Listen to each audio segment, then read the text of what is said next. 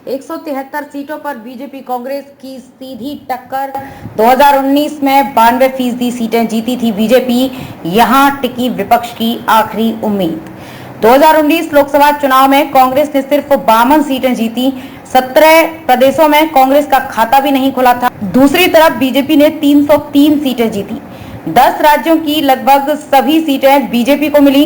इसके बावजूद नरेंद्र मोदी, अमित शाह, जेपी नड्डा समेत पार्टी के दिग्गज नेताओं के भाषण के केंद्र में कांग्रेस ही रहती है। 1 अप्रैल से 20 मई तक पीएम मोदी के एक्स पर कुल 1159 पोस्ट किए। इनमें सबसे ज्यादा 200 बार कांग्रेस का जिक्र किया।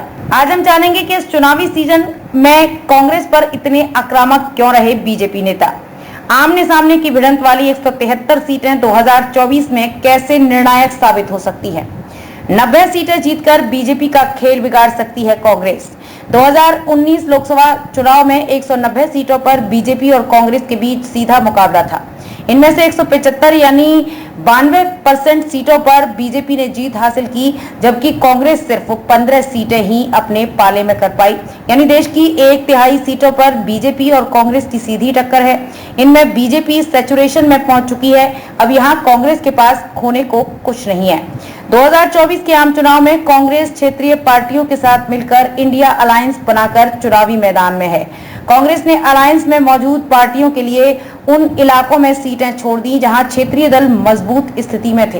कांग्रेस ने इस बार 328 उम्मीदवार ही मैदान में उतारे, जबकि 2019 में 421 उम्मीदवारों के साथ कांग्रेस ने चुनाव लड़ा था। 2014 और 2019 के लोकसभा चुनावों में बीजेपी ने हिंदी पट्टी यानी नॉर्थ और वेस्ट के राज्यों में जिन सीटों पर एक तरफा जीत हासिल की थी, उन्हीं सीटों पर कांग्रेस और बीजेपी के बीच सीधी टक्कर रही थी। ऐसे में बीजेपी के विजय रथ को रोकने की सबसे बड़ी जिम्मेदारी कांग्रेस के कंधों पर ही है। द प्रिंट के एडिटर शेखर गुप्ता लिखते हैं कि कांग्रेस जितनी भी नई सीटें जीतेगी, भाजपा के कुल आंकड़े में उतनी कटौती होगी। कांग्रेस की 52 सीटों में अगर 10 और सीटें भी जुड़ गई तो ये बीजेपी के लिए 10 सीटों का नुकसान ही होगा, और अगर वो 90 के आंकड़ों पर पहुंच गई तो वो भाजपा को 272 के आंकड़े से नीचे ही रोक सकती है। वहीं अगर कांग्रेस को 100 सीटें मिल गई तो राष्ट्रीय राजनीति में उथल पुथल मच जाएगी।